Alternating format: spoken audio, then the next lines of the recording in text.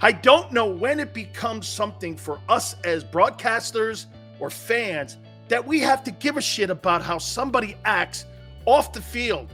I go to Lincoln Financial, I go to MetLife, I go anywhere in the country to watch a sporting event, not to moralize. I go to a sporting event to watch. I could care less. Has nothing to do with me. Zero.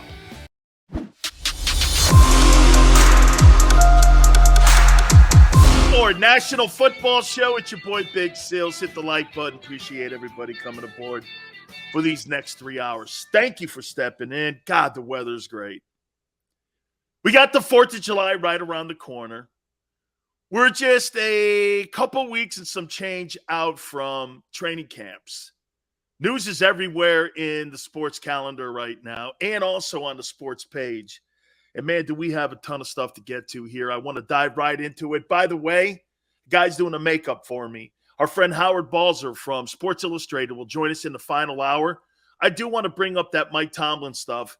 Want to talk to him about the latest news with Deshaun Watson. Our friend, Hall of Fame voter and NFL insider will jump in with us. And how long will that suspension be? Will there be a suspension? A lot of stuff to hit on. That'll be hour number 3 at 5:30. Till then, it's us. I will get to your comments here in a minute. We appreciate everybody writing them in there. Also, those watching, just sit back. If you don't want to join us here in the chat room, you could just sit back and watch us here. I do want to address a couple things right out of the gate.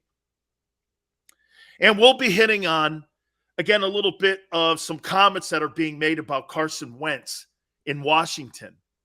Okay? I want to drop some science on you here with what they're saying about Carson Wentz, and also a little bit about that matchup that we're going to see 2 times this year between Wentz and Jalen Hurts. I do want to start it out here with Rob Gronkowski. He was calling it a career after 11 brilliant seasons.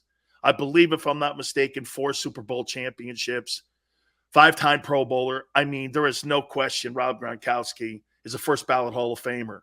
I would say this to you. The 3 greatest tight ends in the history of the sport are Rob Gronkowski, Kellen Winslow Sr., and if I had to put a third one in the conversation, I think it would be Tony Gonzalez. Those 3 tight ends, in my opinion, are the greatest to ever live and ever play the position. What made Gronk such a tough cover, his speed, his great hands, his ability to get open, and by the way, I know that goofy personality that he has, which is awesome and it resonates with people. He's also a very smart football player. And he learned from the best football player of all time, and that's Tom Brady. There is no question that that benefited his career as well. It's a little different than having, say, Brian Heward or somebody or some stiff quarterback as your guy versus a guy. I mean, having Jeff Garcia is probably not going to put Rob Gronkowski in the Super Bowl or let alone in the Hall of Fame. Having a guy like Tom Brady as your quarterback for your entire career is quite a thing, okay? And that's going to help you get to the Pro Football Hall of Fame, and he's going to go in rightfully so. Brilliant career. Just an absolutely brilliant career. One of the toughest covers in NFL history, okay? Yeah, I mean, Mike, you talk about him being a blocker. I mean, he was just as devastating. And by the way, that's what made him such a double threat, was that if Rob wasn't having a great game or they were covering or double teaming him, he could be effective in your run game. A lot of tight ends, like Jason Witten's one-dimensional. Jason Witten, to me, was a product of empty calories. But because he's a Dallas Cowboy, he'll probably be considered for some Hall of Fame stuff when we come down to it. It wouldn't shock me that because he's a Cowboy, he ends up having the ability to make it to the Pro Football Hall of Fame. I thought Jason Witten was decent. I never thought Jason Witten was a spectacular football player. I thought he was a product of today's NFL, and I never really looked at him as an elite tight end in NFL history. Shannon Sharp is better. I mean, Shannon was a better player. He was a better blocker. So I would say to you that he was by far a better player than a guy like Jason Witten. I think Shannon was a really fine ball player, but those 3 that I named, I think are the greatest tight ends, and I think Gronk sits atop that. Pretty remarkable when you're talking about a position today that is so vital in moving the chains that you see it even in Philadelphia with Dallas Goedert, gave him a new contract. You see it all over the league. The tight end position has become a major focal point on if you're going to have a modern-day NFL offense. If you don't have that tight end position covered, you're playing with not a full deck of cards. So today's NFL, if you're a good offense, you've got to have that position covered. And Gronkowski did it perfectly. And to me, in my opinion, first ballot, not a question about it. All right. I'm going to get to your comments here in a second, guys. Now I want to move on to Deshaun Watson. I can't wait to see this guy play. You heard me. I can't wait to see him play. 20 of the 24 cases have now been settled, according to Rusty Hardin and Tony Busby.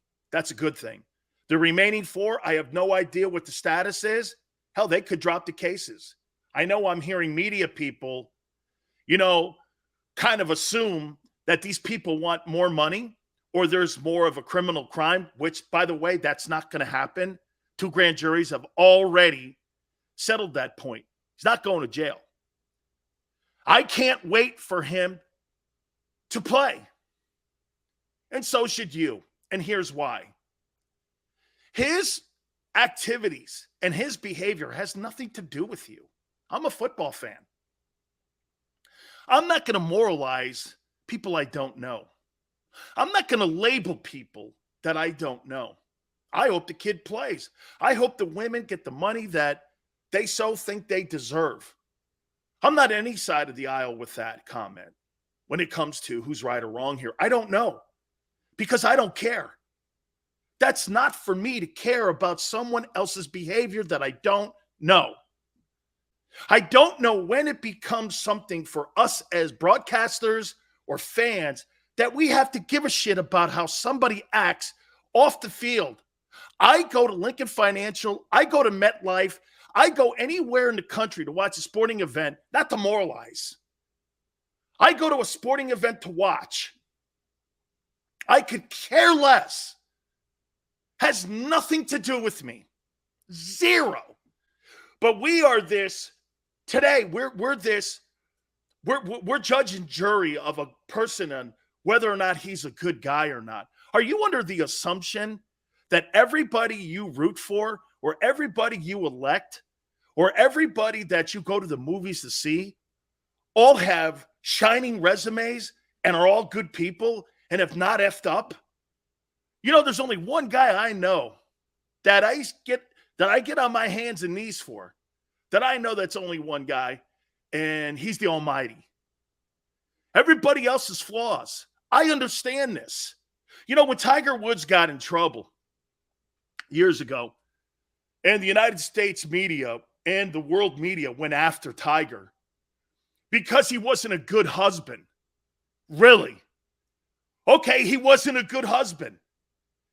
How many people are watching us right now or listening to me right now that know people that aren't good fathers? A lot. I don't moralize Tiger because he was a bad husband. I don't give a shit. It's not my concern. I watch Tiger Woods because Tiger was the greatest golfer on the planet, not man of the year. See, I never hold my athletes as idols. I never had an athletic idol. Maybe that's the difference between me and you. My idol was my grandfather. With all of his faults and all of his massive strengths, he was my idol. Fisherman, fireman, grandfather, supported me, was with me. I was his shadow. I loved the man. Okay? Loved him. That was my idol because that's the guy I saw. Or my preacher, Father Bob. Father Bob is the guy that blessed my wedding. He's another one that I revere. People on television, to me, are like SpongeBob. They're cartoon characters. I don't get Well, Deshaun's going to have to be suspended. What the hell would you care if he's suspended for a year or not? I want to see the kid play. I'm a football fan. Well, he shouldn't have the...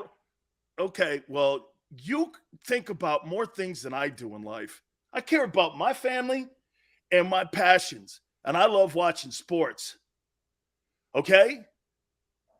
I mean, it's crazy when we sit around here and we moralize people we have no understanding of.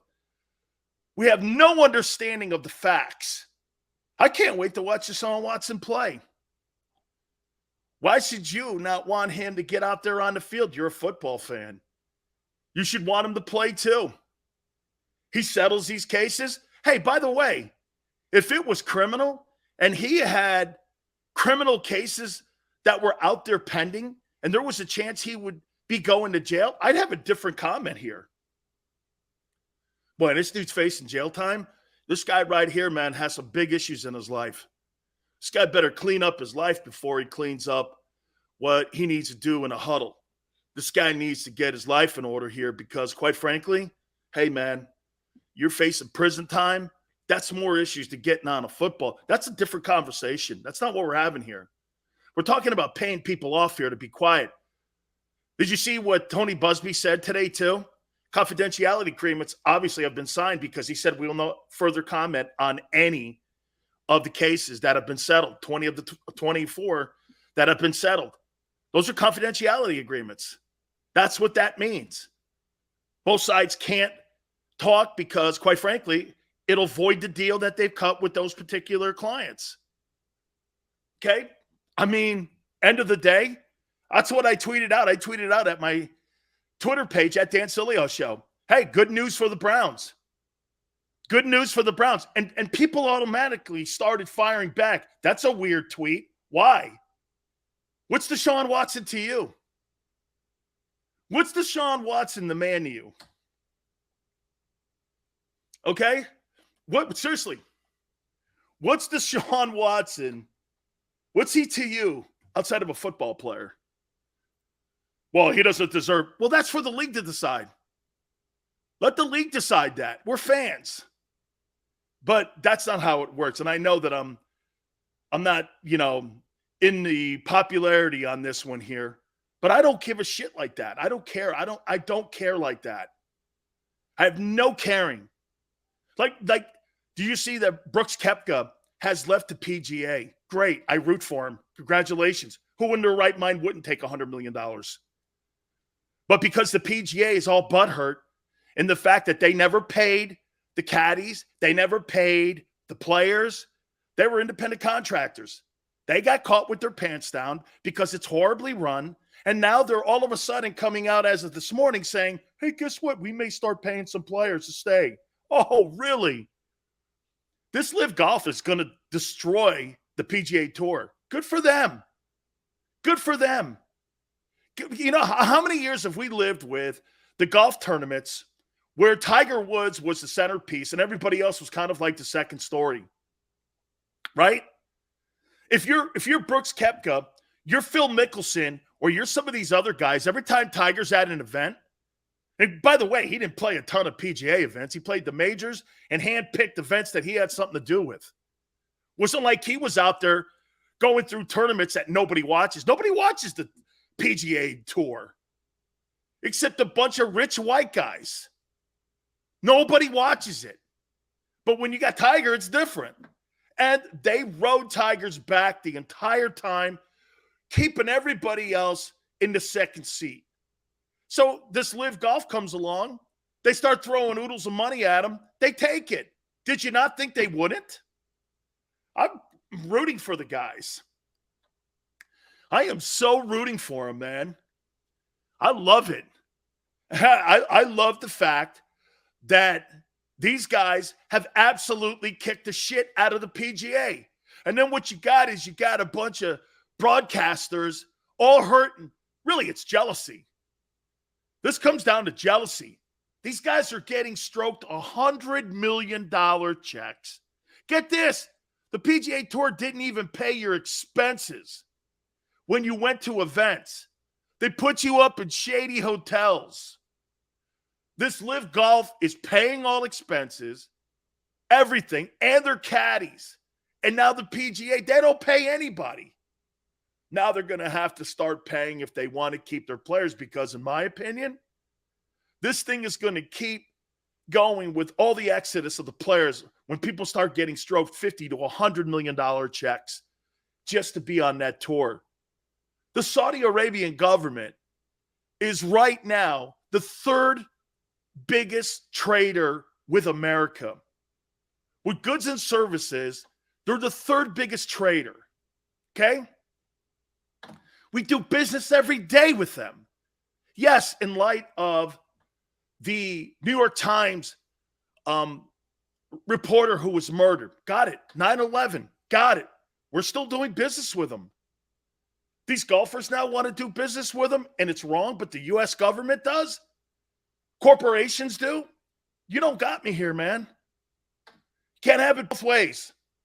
You can't shit on people for grabbing a bag of money when you still do business with people who murdered over 3,500 people in New York City, also the Pentagon, also in that field in Pennsylvania. You can't clean your souls off Phil Mickelson's back or Brooks Koepka's back. You can't. You're trying to. You're trying to somehow drop the buildings on those golfers because you don't like the fact that they're taking the money. Well, that's a you thing. That's the problem with today's media. They pick and choose. Here's another example of it. They pick and choose, okay? Pick and choose who they want to call the good guy and who they want to call the bad guy. If you have a conservative stance, you're a bad guy. All the takes I have are considered controversial because I lean liberal. All the things that ESPN says, like Stephen A. or some of these other guys, and they're liberals, they lean towards being the good guys, no matter if they're stupid or not. When Stephen A. Smith says that Shohei Ohtani can't be the face of baseball because he's Japanese, that's racist. But it gets wielded in a different way. Come on, man. We see it. We know it. We know what's up. We know what's up. I'm going to get to my topics here in a second. Please hit the like button. I appreciate it. Okay? Saudi Arabia uses Pegasus 2 to spy. Really? Like we don't either, right? Okay?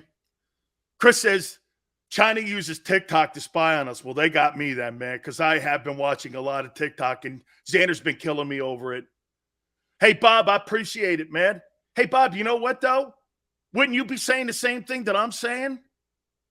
You know what's crazy? People go like this. Big Sil's talking the truth. I think 90% of the Americans in this country know this. I'm not speaking something that we don't know. You know, our government talks to us like we're idiots. These sports leagues at times talk to us like we're idiots or like we're wrestling fans. Oh, yeah, we know that it's a gimmick. We know, yeah, okay. We're smarter than you think. People in Washington and some of the people that cover our sports and the media, you don't represent me, man. You don't represent me at all. Not at all. Okay? My thoughts are different than you. Way different. You know who I'm on the side of? I'm on the side of right. I'm not on the side of Republican, Democrat, Independent, or anybody. I'm on the side of right. I'm on the side of the U.S. of America. I root for this country. I root for our flag. I root for our opportunities in this country. Is it all good? I don't know. I just know this. I wouldn't want to live anywhere else. I don't take knees for things in America. I stand up for myself. I don't believe in taking a knee for whatever you believe in. America's a place that taught us to stand, not kneel. That's why we have a problem with people that kneel. Because nobody kneels in front of anyone else. We don't kneel in this country to anything or anybody. We stand up. That's what our country represents to me. It's always represented that with me. Ever since I was a little kid, I'm not kneeling for anything.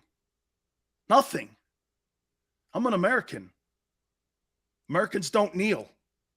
It's why we root for the champion boxer, the baseball champion. Xander said something interesting to me because the guys on Sports Take today were talking about the greatest football players since 2000 in Philly. And he said something interesting. You know what it was? He loves Nick Foles. Loves Nick Foles. You know why? Nick Foles did something that was not common. He was a Super Bowl MVP. He was a backup quarterback, which gave him the story of being an underdog.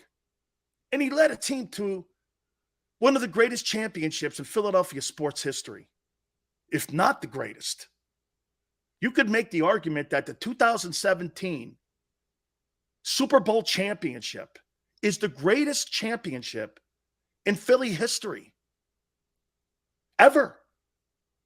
Broad Street Bullies, the 80 Phillies, 83 Sixers, 67 Sixers.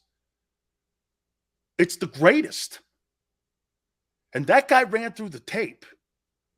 And that guy will be revered forever. And he beat Brady. Okay? That's American. Nick Foles is the greatest example of an American. Underdog, not supposed to be there. Going against somebody that you have no chance of winning against and taking them down.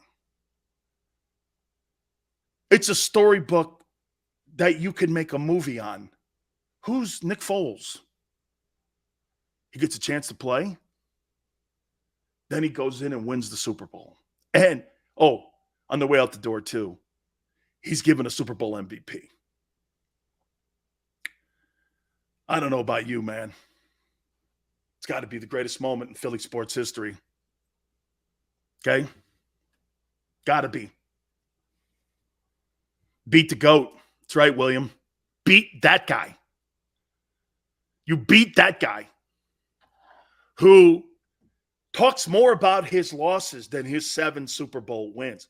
You know what's funny about Brady? I never hear Brady talking about his 7 wins. I always hear him complaining about Eli Manning and Nick Foles. Think about that for a minute. Eli Manning and Nick Foles beat him. And this is a guy that's taken down Roethlisberger, Peyton Manning. This is a guy that's taken down Drew Brees. This is a guy that's beaten them all. Nick Foles and Eli Manning beat him. And by the way, if I'm not mistaken, all 3 of those dudes have Super Bowl MVPs. Or Eli has 2 and Foles has 1. There's 3 Super Bowl MVP awards between those 2 dudes that beat Tom Brady. Hey, you could make a movie on that, man. You could make a movie on that. Silz, we have old school beliefs.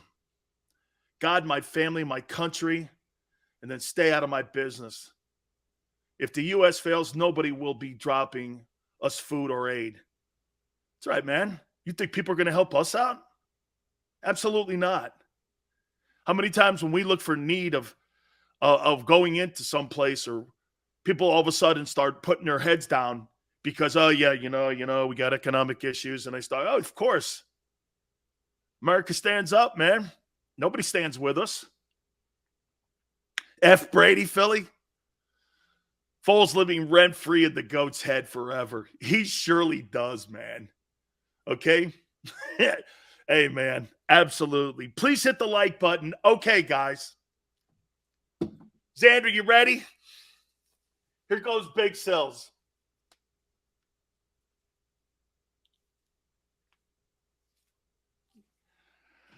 So do you guys know who Ken Zampese is?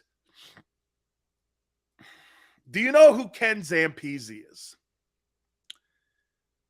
He is the offensive coordinator of the Washington Commanders. And here are the comments that he made today. Kenneth, easy. Here are the comments that he made today about Carson Wentz. Let me get my glasses because I want to be accurate here. You know, that's what we do.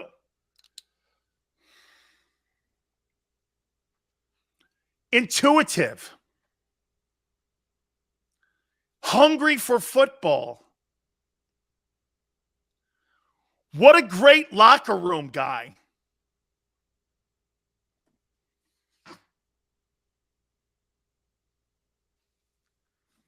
Asking all the right questions.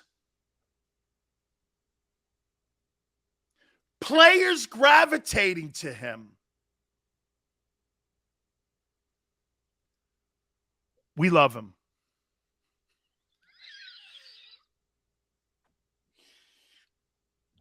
I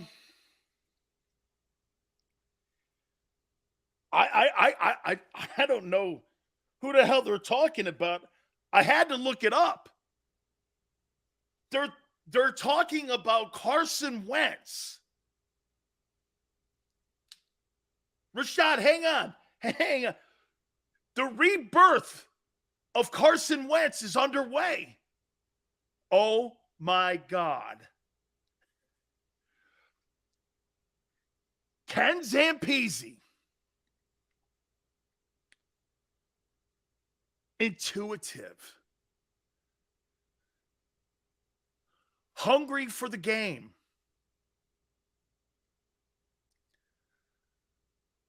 Teammates love him. All the stuff that was said in Philly, it's counter to what's going on here. How can that be?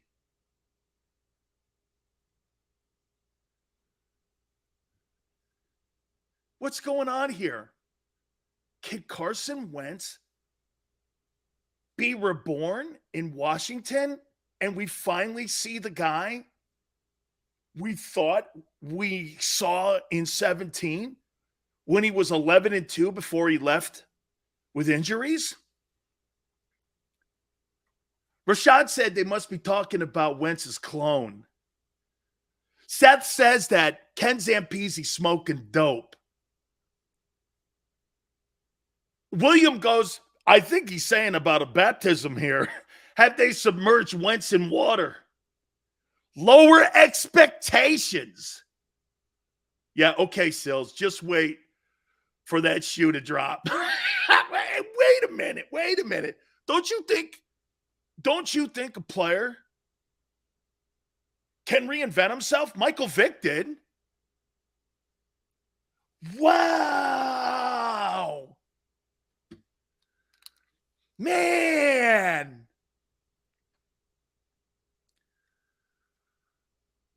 Wow. I'm feeling pretty good about Carson Wentz. Kenneth. That's a really good. Kenneth, he's perfect for Washington. He's built for a damaged locker room. Smile says Washington's had some really bad quarterback play last year. Wentz looks legit compared to that crap. Sills, when have they played a game where they were all gathered in the locker room? When all the players been around? Wait, why are we talking about Wentz now? We just re-signed him. They need to baptize Wentz to get all the demons out. Guys, I'm going to do something here. Listen, this is going to be a football question. I'm going to save this piece of paper too. And you're going to think that I'm just bringing this topic up to bring it up.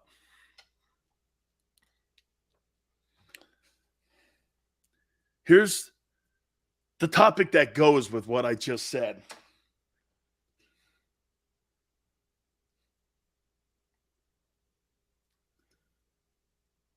I think Xander's right.